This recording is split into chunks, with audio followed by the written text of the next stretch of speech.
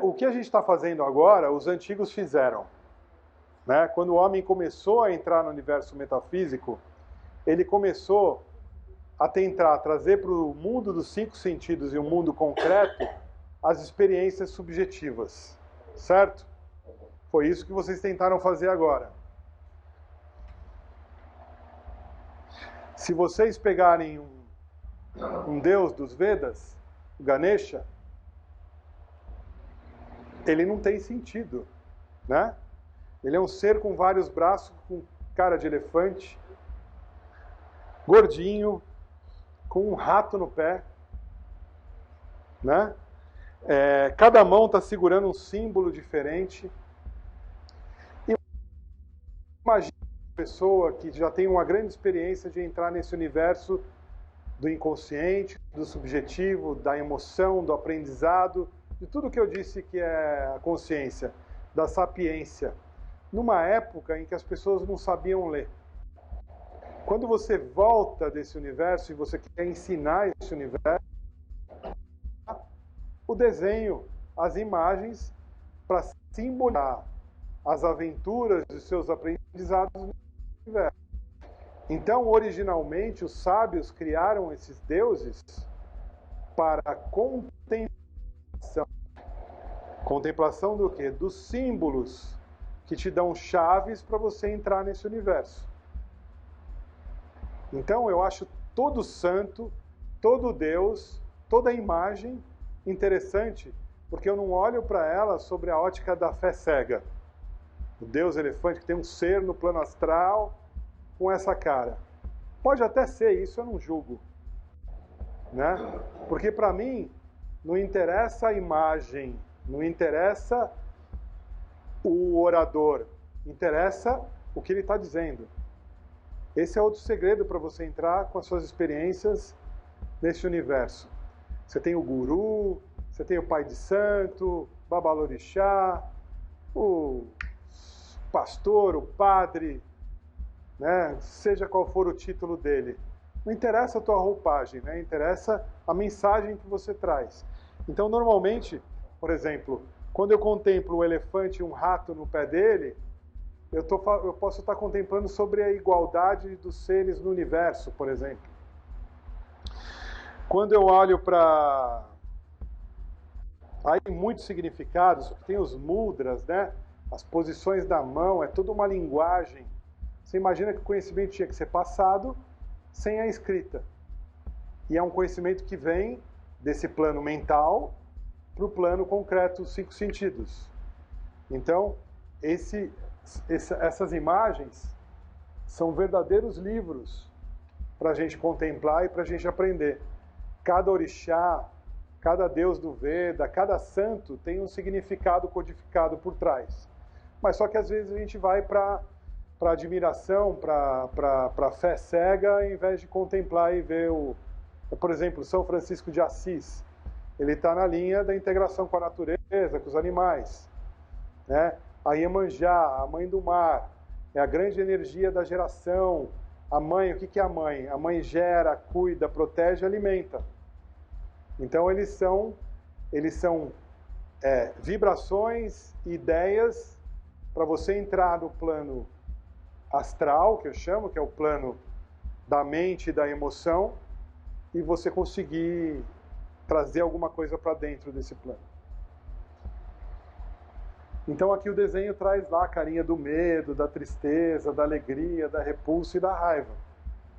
Isso eu chamo também, é uma técnica que os antigos, os gregos, os romanos entendiam, que são os arquétipos. E que existem arquétipos que estão no nosso subconsciente e são coletivos. Por exemplo, o São Jorge, do Corinthians. Que valor que traz o São Jorge para a gente? Por que o corintiano cultua o São Jorge? É o arquétipo do guerreiro. A energia do guerreiro pode estar faltando na gente nesse momento da vida? Então você internalizar para dentro do teu subconsciente uma imagem do guerreiro vai ter mais efeito do que você ler um livro de 800 páginas que te explica como que é o guerreiro. Porque o teu subconsciente não lê. O teu subconsciente é um animal analfabeto, mas ele escuta música, ele reconhece imagens, e aí você vê a importância dos rituais também na tua entrada desse subconsciente, né? Nesse mundo que você quer internalizar. Então, muitas vezes, a ritualização das coisas internalizam mudanças muito mais rápido do que livros e livros de leitura. E esse é um dos segredos que muitas religiões e igrejas trazem. São os rituais disso, aí chega uma data comemorativa, faz o ritual, por exemplo, a Umbanda. A Umbanda tem festa de ciganos. O que representam os ciganos? Alegria de viver. O opa, né, o próprio som, mantra do opa é uma coisa para fora, de alegria, de tesão, de energia. O que representa o São Jorge, o Ogum, o guerreiro? Então eu vou criar sequências e rituais, e agora, como eu já conheço isso, e você vai lá na minha casa, eu olho para você e vejo, está faltando um pouquinho de energia de guerreiro aí nessa pessoa, vamos dar um ritualzinho com uma vela de cor de guerreiro, com imagem de guerreiro, para ela jogar para dentro isso. Isso vai tocar o seu violãozinho interno ali e vai produzir uma música diferente. Você fala, opa, essa casa funciona. Mas a gente rituais conhecendo esses arquétipos, né? E assim, eu prego a independência dos gurus, a independência das igrejas, da religião. Acho que a gente tem que ser almas livres. E a gente tem que se ajudar, a gente tem que crescer junto. E aí a gente já atendeu vários aspectos da mente, né? Você vê que a mente é uma cebolinha, você vai abrindo, ela tem, já entendemos o mecanismo, a característica que mente não é cérebro, né? A mente, ela é abstrata, ela tem o aspecto da sapiência, da ciência, do aprendizado, ela tem as divisões do ego, do superego e do id, e ela tem os estados de consciência, semiconsciência e inconsciência. Entramos nisso daí. Agora, a nossa mente, a gente tem uma mente que é, ao mesmo tempo, uma mente que é concreta e outra mente que é abstrata. Algumas pessoas têm a mente abstrata mais forte. Algumas pessoas têm a mente concreta mais forte. A vida nos incentiva a ter a mente concreta, né? Quais são as diferenças? A mente concreta é a tua mente operacional. E é a que recorremos toda vez que a gente precisa fazer qualquer coisa, atravessar uma rua, né? Ela fazer compra, aprender, etc. É o que a gente chama de raciocínio. Então, naturalmente, ela é acumulativa. E ela registra toda a informação que recebe, processa e reprocessa. Então, a sua mente concreta, ela é ligada aos eventos passados. Tudo que você aprendeu até aqui te faz ter uma forma de olhar para um lado, olha para o outro e atravessa a rua com cuidado.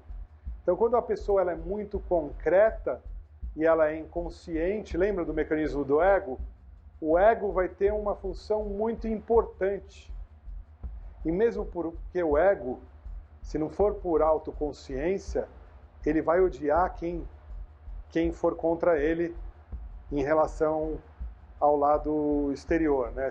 Ele vai ser muito reativo e raivoso, com reações negativas, com quem diz para ele que ele não é o que ele acha que ele é.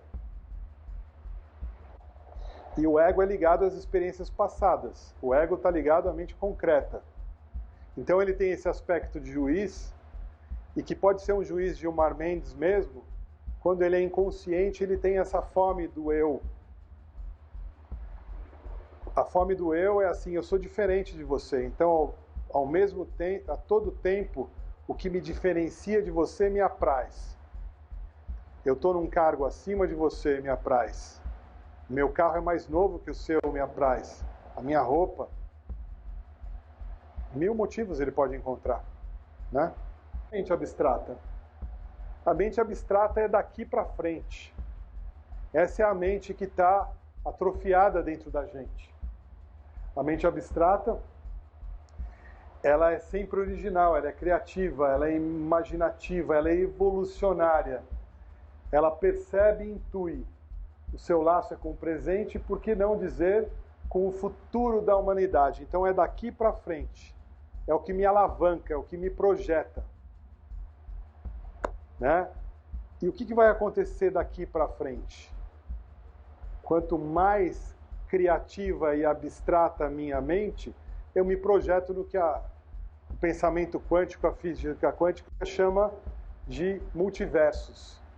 Quando vocês saírem para essa porta, tudo pode acontecer. Existem N oportunidades, basta você escolher o trilho da tua vida. A ficção científica hoje está muito baseada nisso, né? Aqui eu resolvi casar com a Dani, aqui eu não resolvi na nossa vida que essas escolhas mudam a nossa timeline. E a maior parte dessas escolhas você nunca teve consciência, uma consciência um pouquinho mais profunda. E quando você tomou essa decisão, muitas vezes baseadas nos 5 sentidos. Então essa subjetividade começa a mudar a tua timeline também. A gente vai voltar aqui. Então a mente concreta raciocina, a mente abstrata percebe e intui. A nossa entrada no mundo, no universo mental, ela vem do aflorar aí da mente abstrata. Aqui no desenho Divertidamente, quando eles mostram a morte do amigo imaginário da criança, lembra? O amigo imaginário daqui é a morte da mente, é o sistema matando um pouco essa mente abstrata. Então a gente fala que todo adulto que dança, que sai para curtir, etc., é uma criança dentro de você que não morreu, né? Então esse aspecto criativo, de desenho, de ideia, de querer buscar saídas novas. Então acho que aqui fica a reflexão. A primeira reflexão para vocês anotarem e fazer de lição de casa.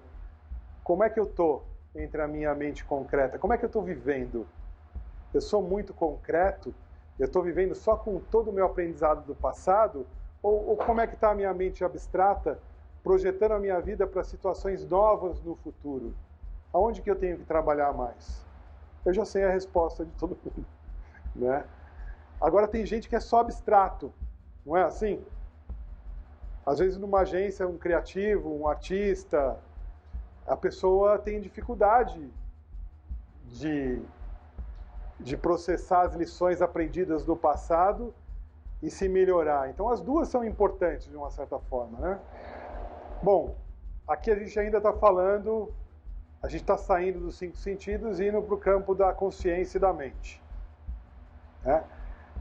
A gente já viu as limitações dos 5 sentidos. A gente viu também o quanto que a gente é inconsciente com os aspectos da mente, do subconsciente, do ego, do id, de como a mente coleta as informações, as memórias e registra o eu sou. Concordam? Todo mundo tinha essa informação? Vocês tinham essa informação? Você tinha? Todo mundo sabia desses aspectos da mente? Dá uma revisitada, dá uma Sim. né?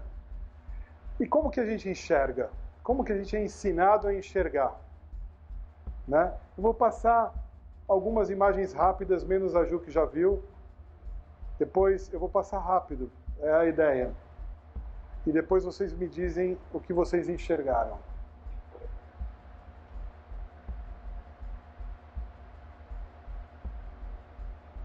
Vou voltar. O que tinha na primeira imagem? Todo mundo viu a coruja.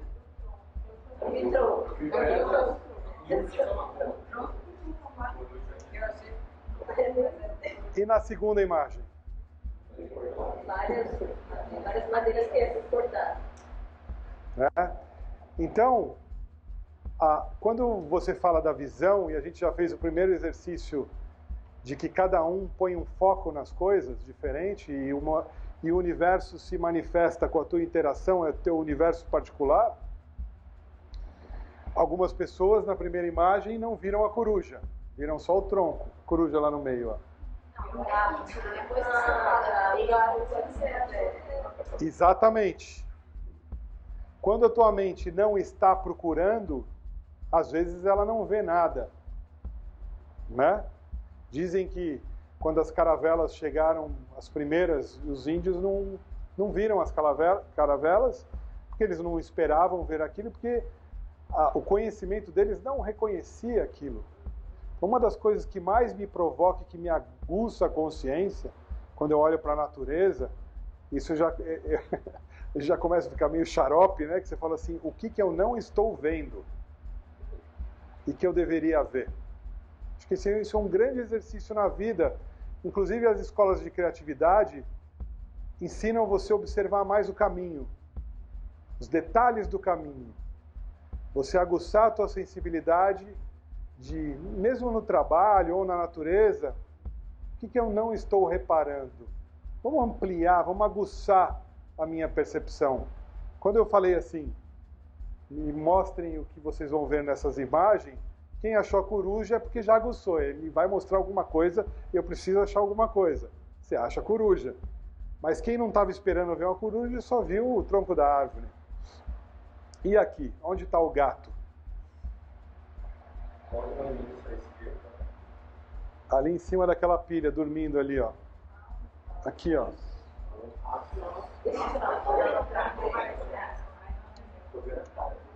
Aqui, ó. Ele está deitado na última pilha. Ele tem a cor da madeira. Né? Na verdade, ele é uma madeira ali. Você não sabia que tinha um gato. Você não estava procurando um gato. Então você não vê o gato. Claro que ele está camuflado. Né? Quantas coisas às vezes são assim? Quantas vezes você fala, pô, eu vou comprar um carro novo, vou mudar o meu carro para um Audi. E a partir desse dia, todos os Audis se manifestam na rua. Não é assim?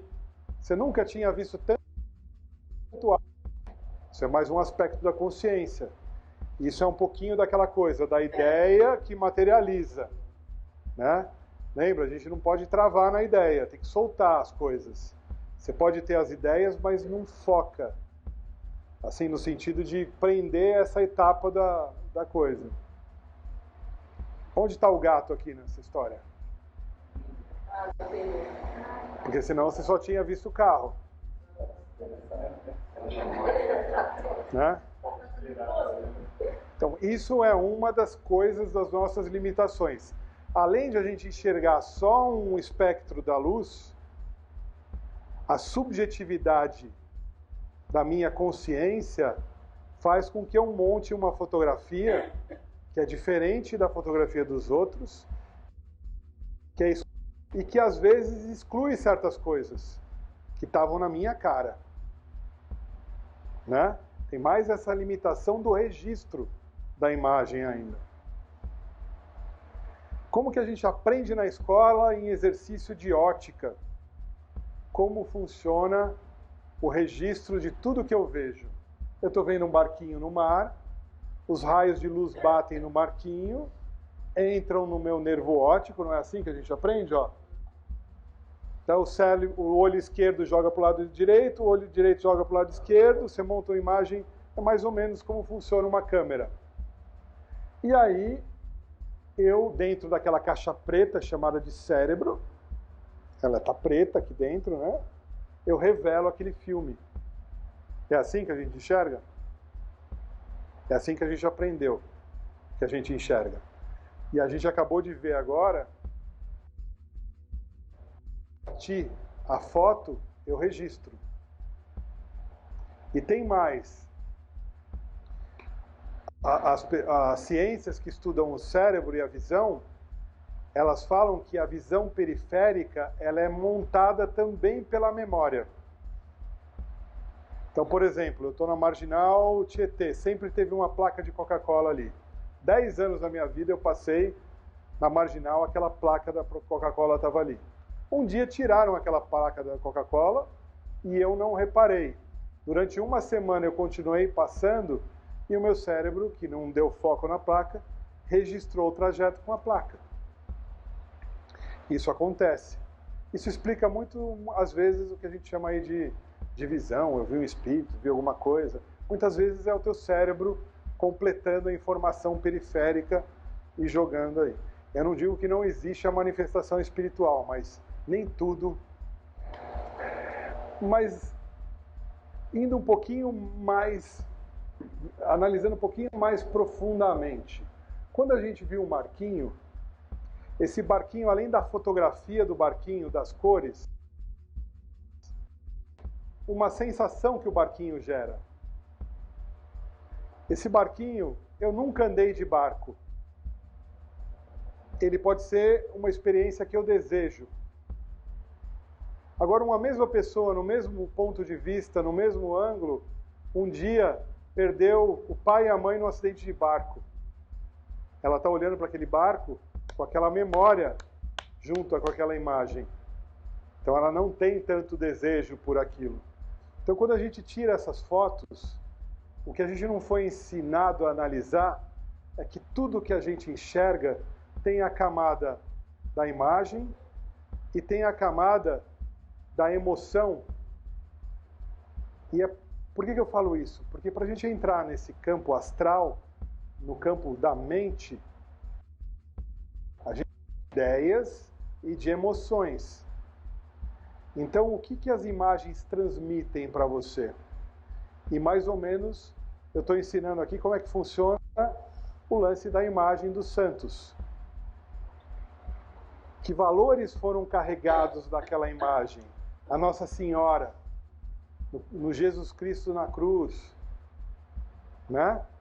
Então, quando a gente percebe as imagens, elas são carregadas de ideias, conceitos, desejos e emoções. E é assim que a gente traz para dentro. E isso torna o nosso universo mais particular ainda. Então, a mente, o olho percebe do jeito anterior. Então, a mente pega uma imagem, o barco físico, agrega com o desejo e com a ideia, transforma isso em forma e pensamento e a mente capta. Ainda transforma aquilo através da imaginação e ainda realiza aquilo através da vontade.